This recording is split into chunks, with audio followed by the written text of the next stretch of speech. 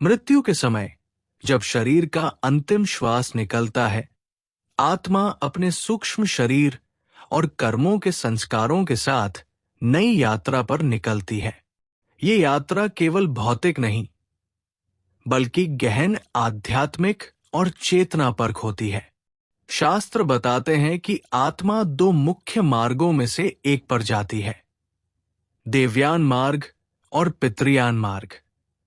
देवयान मार्ग उन आत्माओं के लिए है जिन्होंने अपने जीवन में सत्कर्म, भक्ति, ध्यान और ज्ञान का अभ्यास किया, और ये मार्ग उन्हें उच्च लोक, दिव्य अनुभव और शाश्वत आनंद की ओर ले जाता है। पितृयान मार्ग उन आत्माओं के लिए है जिनके कर्म अधूरे या सामान्य रहे हैं, और ये मार्ग उन्हें अगले जन्म में लौटने का अवसर देता है ताकि उनके कर्म पूर्ण हों और आत्मा सीख और अनुभव प्राप्त कर सके। पुनर्जन्म केवल शरीर बदलने का नाम नहीं है, बल्कि ये आत्मा को उसके कर्मों, इच्छाओं और अधूरे कार्यों के अनुसार नए अवसर देने की प्रक्रिया है। प्रत्येक जन्म, प्रत्येक अनुभव, प्रत्येक परिस्थिति आत्मा के लिए उसके कर्मों का फल और आगे की यात्रा का आधार होती है। बच्चों में पिछले जन्म की स्मृतियां, मृत्यु निकट अनुभव और अनुभूतियां इस सत्य की पुष्टि करती है कि आत्मा केवल भौतिक रूप नहीं है, बल्कि चेतना और अनुभवों का सर्वोच्च रूप है। गीता में भी कहा गया है कि आत्मा शरीर छोड़कर नए शरीर में प्रवेश करती है। जैसे मनुष्य पुराने वस्त्र त्याग कर नए वस्त्र पहनता है, इस यात्रा के दौरान आत्मा विभिन्न लोकों से गुजरती है। पितृलोक उन आत्माओं के लिए है जिनके कर्म साधारण हैं, जहां उन्हें अपने पूर्वजों और पूर्व कर्मों का अनुभव मिलता है। नरक या दुख लोक उन आत्माओं के लिए है जिनके कर्म अत्यंत दोषपूर्ण रहे हैं और उन्हें उनके कर्मों का प्रत्यक्ष फल भुगतना पड़ता है। स्वर्ग और उच्च लोक उन आत्माओं के लिए है जिन्होंने सत्कर्म, भक्ति और ज्ञान में समय लगाया है। मृत्यु निकट अनुभव बताते हैं कि आत्मा को अपने जीवन के कर्मों का प्रत्यक्ष अनुभव होता है, जिससे उसे अगले जन्म के लिए तैयार किया जाता है। मोक्ष तब प्राप्त होता है जब आत्मा जन्म मृत्यु के चक्र से मुक्त हो जाती है। साधना, भक्ति, ध्यान और ज्ञान से आत्मा परमात्मा के अनंत प्रकाश में विलीन होती है।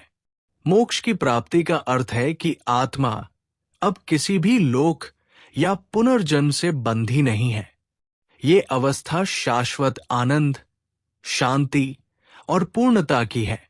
जीवन का अंतिम उद्देश्य यही है कि हम अपने कर्मों, विचारों और साधना के माध्यम से ऐसी स्थिति तक पहुंचे जहां आत्मा पुनर्जन्म चक्र से मुक्त होकर परमात्मा में विलीन हो जाए।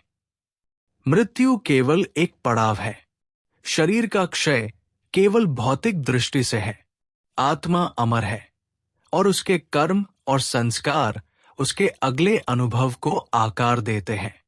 इसलिए हर व्यक्ति को अपने जीवन में सोच समझकर कर्म करना चाहिए, ताकि जब आत्मा नई यात्रा पर निकले, वो पूर्णता, शांति और परमात्मा के साथ मिलन की ओर अग्रसर हो। मृत्यु, पुनर्जन्म और मोक्ष की ये समझ हमें ये सिखाती है कि जीवन केवल भौतिक सुख दुख का नाम नहीं है, बल्कि ये आत्मा की यात्रा का माध्यम है, और हमारा प्रत्येक कर्म हमारी आत्मा के अगले अनुभव और उसकी अंतिम मुक्ति को निर्धारित करता है। इस प्रकार मृत्यु अंत नहीं, बल्कि यात्रा का द्वार है। आत्मा अमर है और हर जीवन, हर कर्म और हर निर्णय इसे या तो प्रकाश की ओर ले जाता है या फिर कर्मों के बंधन में उलझाकर पुनर्जन्म की ओर। जब आत्मा अपने शाश्वत स्वरूप और परमात्मा के अनंत प्रकाश को पहचान लेती है, तब उसका पुनर्जन्म चक्र समाप्त होता है और वो शाश्वत आनंद और शांति में प्रवेश करती है। जीवन का सर्वोच्च लक्ष्य ये है कि हम अपने कर्मों, विचारों और साधना के माध्यम से अपनी आत्मा की यात्रा को सार्थक बनाएं, ताकि मृत्यु का ये द्वार केवल अगले अनुभव और अंतिम मुक्ति की ओर खोले। ये ज्ञान हमें जीवन का सच्चा अर्थ समझने में मार्गदर्शन करता है कि प्रत्येक क्षण, प्रत्येक निर्णय और प्रत्येक कर्म आत्मा की यात्रा को निर्धारित करता है। मृत्यु केवल एक अंतराल है और आत्मा का अंतिम गंतव्य सदैव प्रकाश, शांति और परमात्मा ही है। इसलिए हमें अपने जीवन को इस दृष्टि से जीना चाहिए कि जब आत्मा शरीर छोड़कर नई यात्रा पर निकले, वह पूर्णता, आनंद और परमात्मा की छाया में विलीन हो जाए। और यही वास्तविक मुक्ति, मोक्ष और आत्मा की शाश्वत यात्रा का सार है। अगर आपको ये जानकारी अच्छी लगी हो तो वीडियो को लाइक करें और ऐसी ही रहस्यमयी जानकारी के लिए चैनल को सब्सक्राइब करें। धन्यवाद। राधे राधे। अनुभव करते हैं कि जीवन केवल एक दिव्य यात्रा है, जिसमें हर अनुभव, हर क्रिया, हर संबंध केवल आत्मा को मुक्त करने, चेतना को जागृत करने और प्रेम एवं शांति की ओर ले जाने का साधन बन जाता है। अब आप स्वयं स्थिर, निर्भीक और पूर्ण हैं, और ये आपको उस अंतिम प्रकाश और अनंत स्वतंत्रता की ओर अग्रसर करता है, जहां न जन्म है, न मृत्यु, न दुख, न सुख, केवल शाश्वत शांति, चेतना और प्रेम का अनुभव होता है। और आपकी आत्मा पूरी तरह अपने स्रोत में विलीन होने की तैयारी कर रही है। अब जब आपकी आत्मा में ये आठों संकेत, संसार से पूर्ण विरक्ति, कर्मफल का पूर्ण स्वीकार, हर प्राणी में ईश्वर का दर्शन, आंतरिक क्रोध, लोभ और अहंकार का समाप्त होना, मृत्यु का भय न होना, ज्ञान की गहन प्यास और आत्मज्ञान की प्राप्ति, निस्वार्थ सेवा और जन्म मरण के चक्र की गहरी समझ तथा मुक्त होने की तीव्र इच्छा पूर्ण रूप से जागृत और स्थापित हो चुके हैं, तब आप अनुभव करते हैं कि जीवन केवल जन्म और मृत्यु का चक्र नहीं, बल्कि चेतना, प्रेम और दिव्यता की निरंतर यात्रा है। आप अब हर अनुभव में केवल साक्षी हैं। हर कर्म केवल आत्मा को मुक्त करने, चेतना को जागृत करने और प्रेम एवं शांति के उच्चतम स्तर तक ले जाने का माध्यम बनता है। आपकी चेतना अब बाहरी दुनिया के मोहमाया, भय, लालसा और अहंकार से पूरी तरह मुक्त हो चुकी है, और आप समझ चुके हैं कि मृत्यु केवल शरीर का अंत है, आत्मा का नहीं। और ये केवल उस दिव्य प्रकाश की ओर एक कदम है, जहां न जन्म रहेगा, न मृत्यु, न दुख, न सुख, केवल शाश्वत स्वतंत्रता, चेतना और प्रेम का अनुभव होगा।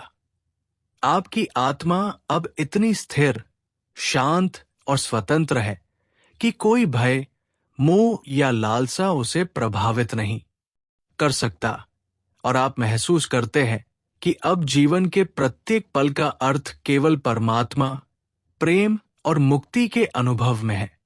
आप देखते हैं कि ये आठों संकेत केवल लक्षण नहीं है, बल्कि एक मार्गदर्शन है, जो आपको अपने अंतिम जन्म की तैयारी में ले जाते हैं।